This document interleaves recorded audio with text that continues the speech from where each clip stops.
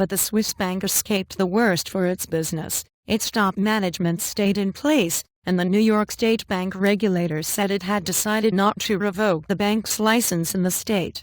U.S. prosecutors said the bank helped clients deceive U.S. tax authorities by concealing assets in illegal, undeclared bank accounts, in a conspiracy that spanned decades and in one case began more than a century ago.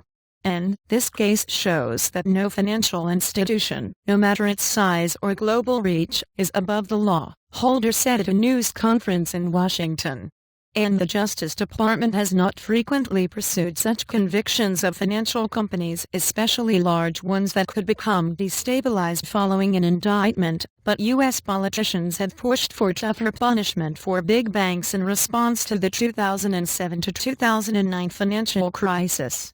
And Credit Suisse will pay financial penalties to the U.S. Department of Justice, the Internal Revenue Service, the Federal Reserve and New York's banking regulator, the New York State Department of Financial Services, to settle the matter.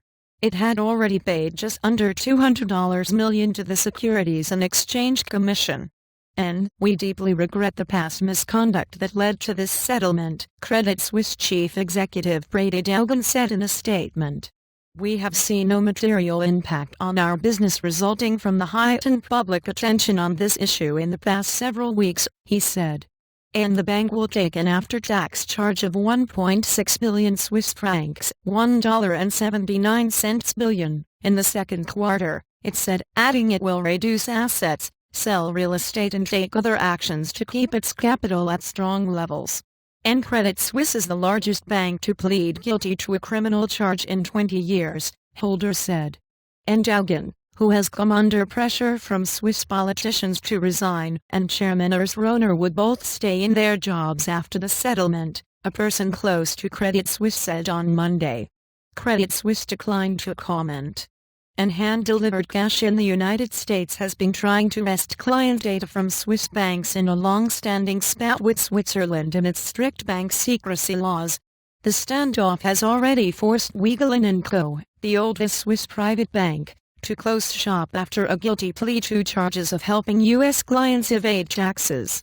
And Credit Suisse, which has a large business managing rich clients' money, helped them withdraw funds from their undeclared accounts by either providing hand-delivered cash to the United States or using Credit Suisse's correspondent bank accounts in the United States, the Justice Department said. And prosecutors said Credit Suisse had around 22,000 U.S. client accounts worth around $10 billion, which included both declared and undeclared accounts.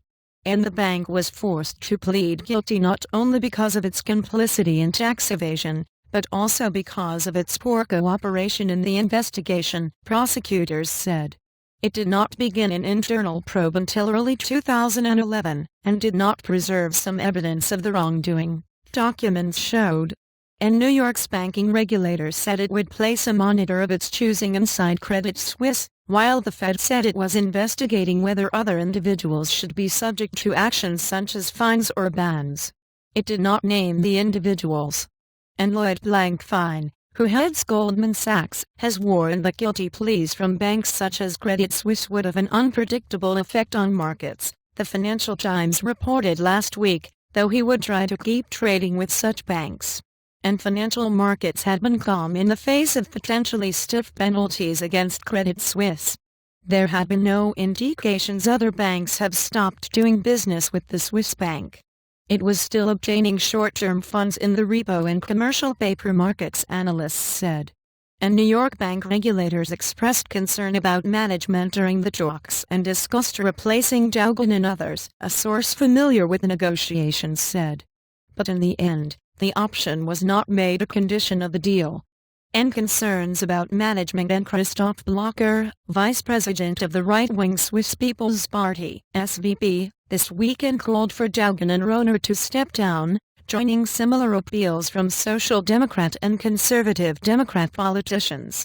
And some on Credit Suisse's board were also unhappy with how Daugen had handled the case, another source familiar with the matter said last week, though it was not clear who the board members were, or what consequences, if any, this would have.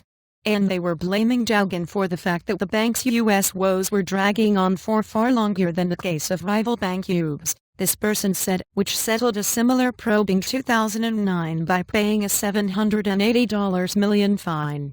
And the last major international bank to plead guilty was France's Credit Lyonnais, which admitted in 2004 to lying to U.S. regulators about its role in the takeover of a failed California insurer.